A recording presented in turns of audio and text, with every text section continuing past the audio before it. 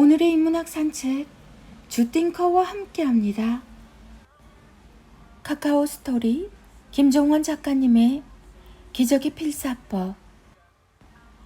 엄마들 모임에서 반드시 걸러야 할 15가지 유형의 사람. 아이들이 입학하게 되면 각종 정보를 얻거나 친목을 다지기 위한 목적으로 엄마들 모임을 시작하게 됩니다. 그러나 시작부터 뭔지 모를 엄청난 기운을 느끼게 되죠. 맞아요. 세상 그 어떤 모임에서도 찾아볼 수 없는 팽팽한 기싸움이 벌어지기 때문입니다. 그건 나쁜 것도 반대로 좋은 것도 아닙니다. 처음 만나는 관계에서 나타나는 매우 자연스러운 과정이니까요. 다만 이 사실은 꼭 기억할 필요가 있습니다. 내가 스스로 불편하다고 느끼면서 굳이 엄마들 모임에 나갈 필요는 없다. 어디에 가든 내 마음이 편해야 합니다. 그래야 그 안에서 좋은 기운을 받아들여 가정의 행복을 더할 수 있죠. 만약 엄마들 모임에서 이런 사람을 만나게 된다면 그 사람은 거르는 게 좋습니다. 아이를 위한 것이지만 가장 중요한 건 부모의 기분입니다. 부모의 마음이 편해야 아이 기분도 좋은 거니까요. 편안한 마음으로 읽고 생각해 주세요. 1. 다른 집에 힘든 이야기를 마음대로 하는 사람. 2. 슬픔을 나눴는데 약점으로 활용하는 사람. 3. 괜히 첫 느낌부터 안 좋은 사람. 4. 급하게 친해지려고 다가오는 사람. 5. 자리에 없는 집의 아이를 평가하는 사람. 6. 자꾸 억지로 편을 가르는 사람. 7. 주변의 분쟁과 싸움이 끊이지 않는 사람. 8. 아이 성적이 낮다고 무시하는 사람. 9. 사사건건 나타나서 참견하는 사람. 10. 사람 구분해서 정보 공유하는 사람. 사실 별로 대단한 정보도 아니면서 11. 생각만 해도 저절로 피곤해지는 사람. 12. 정보만 얻고 의무와 책임은 모른 척하는 사람. 13. 강요 아닌 강요를 자꾸 요구하는 사람. 14.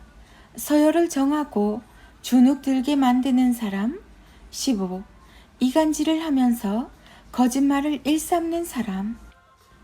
모임에서 많은 정보를 얻을 수 있지만 정말 중요한 건 아이와 함께 있는 시간입니다.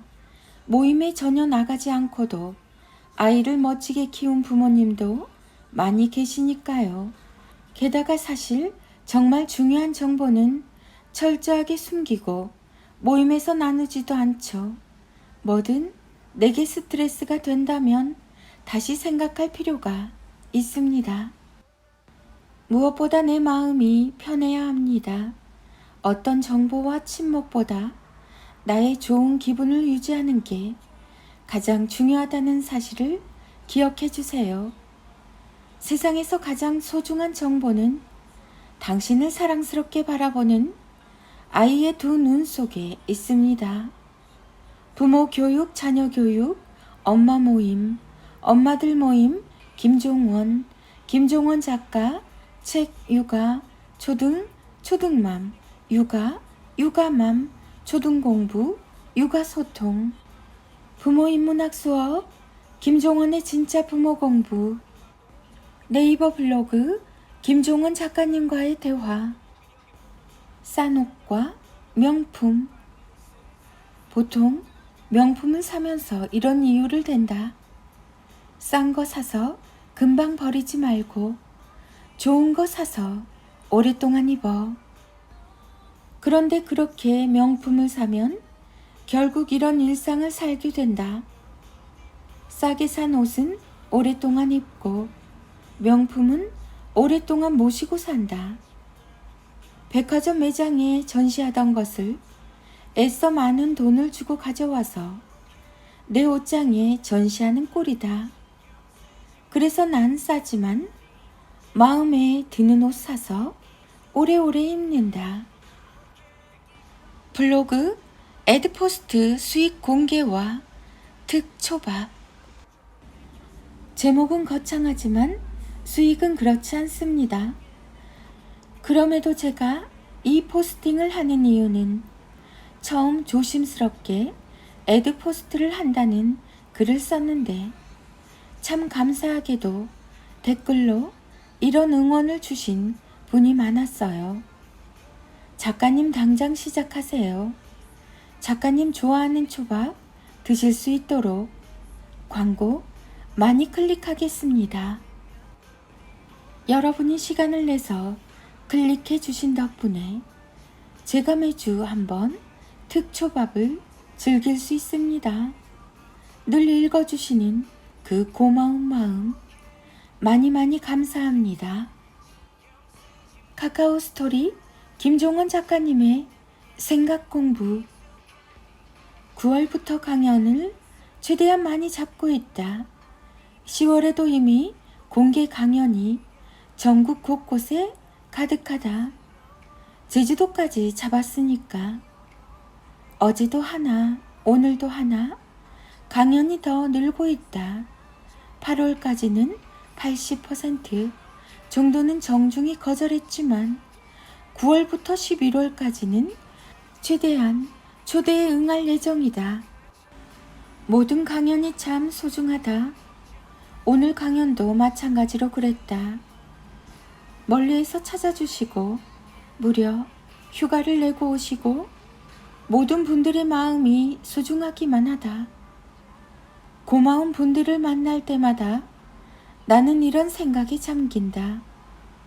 부모가 자식을 보며 더 나은 내가 되고 싶은 것처럼 나도 더 나은 내가 되고 싶다. 내 안에 귀한 것들을 더 담아서 끝도 없이 전하고만 싶다. 사랑하고 고맙고 또 행복합니다. 늘 좋은 마음으로 글을 쓰고 더 나은 김종원이 되겠습니다. 2023년 9월 김종원 작가. 제주도 공개 무료 특강 안내입니다. 늘 잘 안되는 사람의 언어는 8가지가 다르다. 늘 최악의 결과를 맞이하고 같은 곳에서도 가장 운이 나쁘며 누구도 기대하지 않는, 그래서 뭘 시작해도 늘 잘 되지 않는 사람들은 이런 언어를 구사하며 살고 있다. 1. 일을 이야기하면 일을 꺼내서 반박한다. 2. 지금이 때라고 말하면 나중으로 미룰 핑계를 찾는다. 3. 무언가를 정의하면 다 그런 건 아니라고 한다. 4. 희망을 제안하면 절망할 이유를 설명한다. 5. 좋은 정보를 주면 속임수라고 말한다. 6. 직접 실천해 보라고 하면 검색으로 알아본다. 7. 도전하자고 말하면 위험 부담이 크다며 망설인다. 8. 너도 가능하다고 말하면 너니까 가능했다고 응수한다. 사춘기 아이 키우기 너무 힘들 때 반복해서 읽고 필사하면 안정감을 찾게 되는 12가지 말. 1. 나이가 점점 들어가지만 해놓은 건 없다고 말하지 마세요. 당신 앞에 인생 최고의 작품인 아이가 있잖아요. 당신이 보낸 모든 시간은 아이의 눈과 마음에 아름답게 쌓여 있습니다. 2. 다른 사람들 말에 상처받지 마세요. 내 아이를 가장 사랑하는 사람은 그가 아닌 나입니다. 당신과 아이에게 애정이 없는 사람들 말에 조금도 흔들리지 말아요. 3. 이런저런 일로 일상에서 자주 흔들리는 자신을 너무 원망하지 말아요. 자주 흔들리는 나무는 쉽게 부러지지 않습니다. 사춘기 아이도 그리고 당신도 흔들리는 게 아니라 좀 더 탄탄해지고 있는 겁니다. 4. 사춘기 아이에게 했던 순간의 실수에 너무 마음 쓰지 말아요. 하루가 망한다고 인생 전체가 망하는 건 아닙니다. 다시 일어나면 됩니다. 5. 더 좋은 부모가 되려고 분투하지 말아요. 아이와 함께 있는 순간 당신은 이미 세상에서 가장 좋은 부모입니다. 함께 눈을 마주치고 이야기를 나누는 것보다 아이에게 좋은 순간은 없습니다. 6. 사춘기 아이 문제로 마음 고생을 하면서도 매일 열심히 움직이는 자신에게 고맙다고 말해주세요. 새벽에 일어나줘서 고맙다. 건강해줘서 참 고맙다. 누구보다 가장 소중한 사람은 바로 여러분 자신입니다. 7. 아이의 단점이 눈에 많이 보일 겁니다. 하지만 단점보다는 장점을 자주 찾아보세요. 장점을 찾으면 그걸 하는 내 기분도 좋아집니다. 아이에게 좋은 게 내게도 좋은 일입니다. 8. 특히 사춘기 아이를 키울 땐 다른 사람이 아닌 자기 자신을 가장 친절하게 대해주세요. 자신에게 가장 예쁘게 말하고 지금 이대로 충분해. 네가 얼마나 노력하는지 알고 있어. 라고 칭찬해주세요. 말로 힘든 나를 안아주세요. 9.